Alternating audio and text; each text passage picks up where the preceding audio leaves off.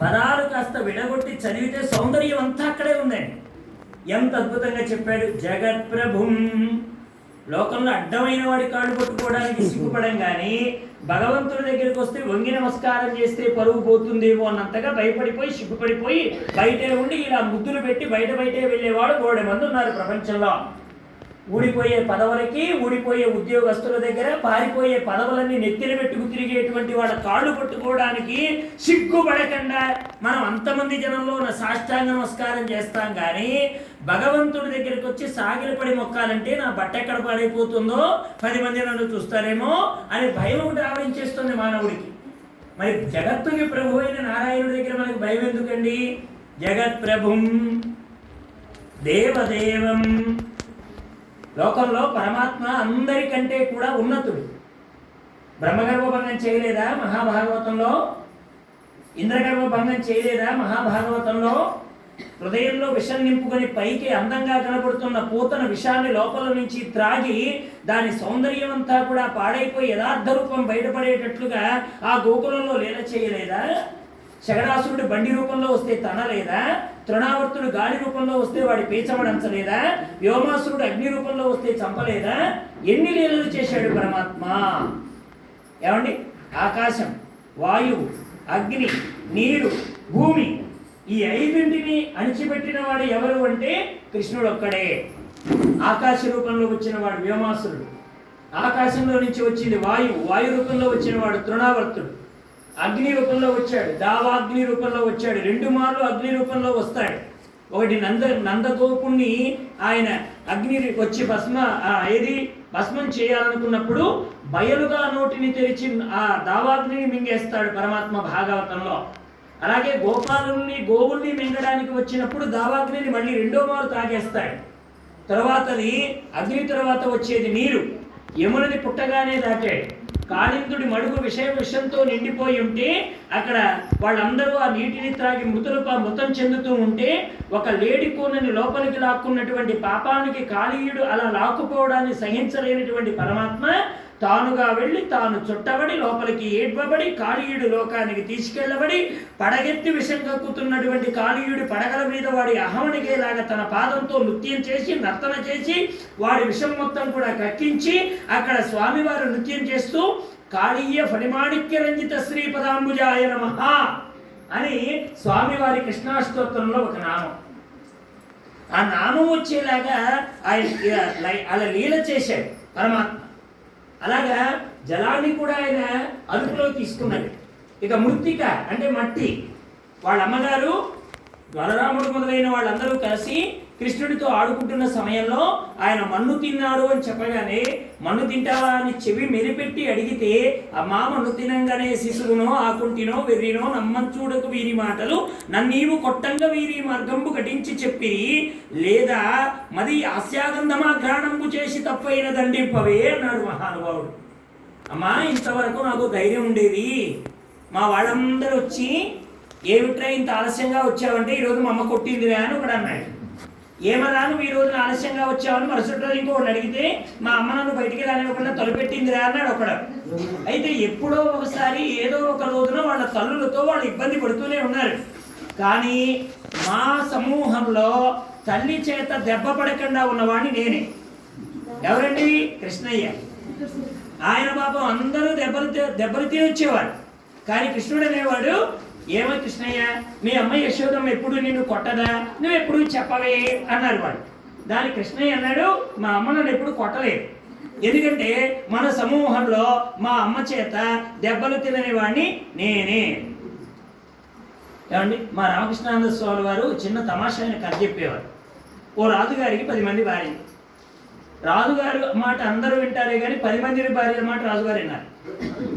ఆయనకి అనిపించింది ఊరు మొత్తం నా మాట వింటున్నారు, నేను ఈ 10 మంది మాట వినాల్సి వచ్చింది, అసలు ఊళ్ళో అందరూ అలాగే ఉన్నారా లేకపోతే పెళ్ళాం తమ మాట వినేవాడిగా చేసుకునేవాడు ఎవడైనా ఉన్నాడా?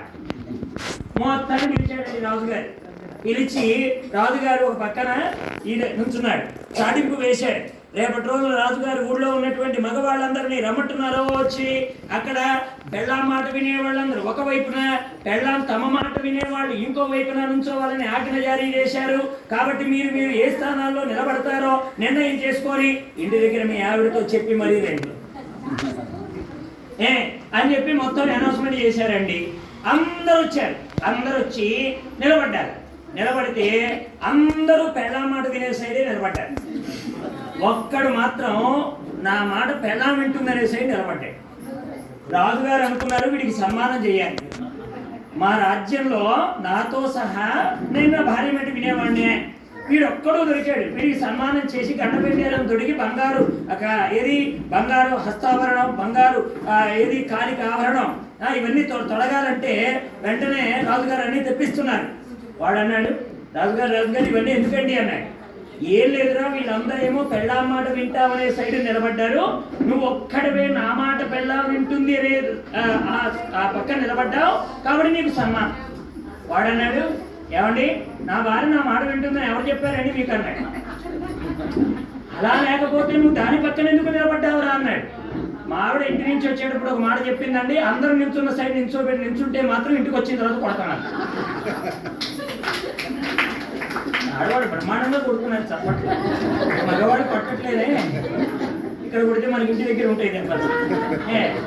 అందుకని కృష్ణుడు ఓ రోజున సమూహం ఏర్పాటు చేసి ఎవరు తల్లి చేత దెబ్బతిన్న వాళ్ళు, ఎవరు తల్లి చేత దెబ్బతినకుండా పెరిగారు. ఒక గ్రూప్ ఏర్పాటు చేశాడు మన కృష్ణయ్య. వాళ్ళలో కృష్ణుడు ఒక్కడే నిలబడ్డాడండి. ఎక్కడ వాళ్ళ అమ్మ చేత దెబ్బతినకుండా ఉన్నవాడు మన కృష్ణయ్య ఒక్కడే. వీళ్ళందరికీ అసూయ కలిగి ఎలాగైనా కృష్ణుడిని వాళ్ళ అమ్మ చేత కొట్టించాలి. యశోదమ్మ చేత మన పిల్లాన్ని కృష్ణుని కొట్టిస్తే ఇక కృష్ణుడు కూడా మన జట్టులోకి వచ్చేస్తాడు.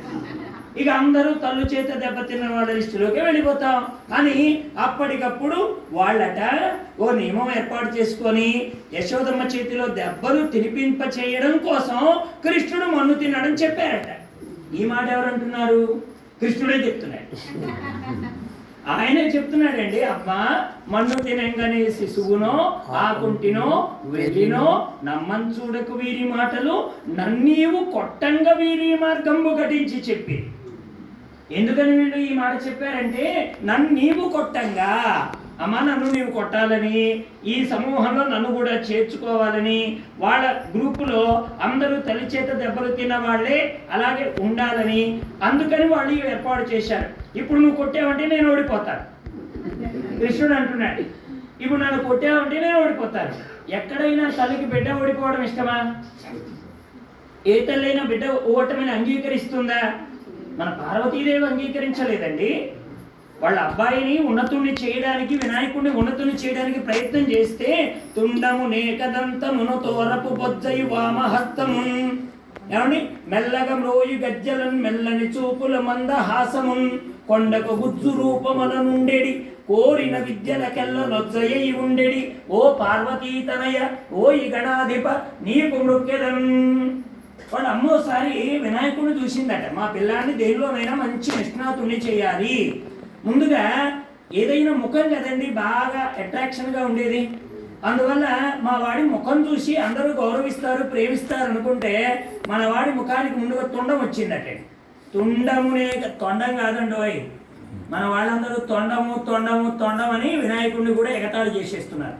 దాన్ని తొండము అనకూడదు, తుండము అనాలి.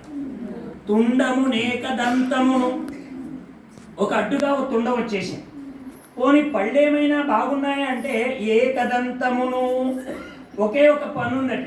తుండము నేకదంతమును తోరపు బొజ్జయు, తోరపు బొజ్జ అంటే గాదె, ఓ పెద్ద గాదె లాంటి బొజ్జటండి. ఎవరిది?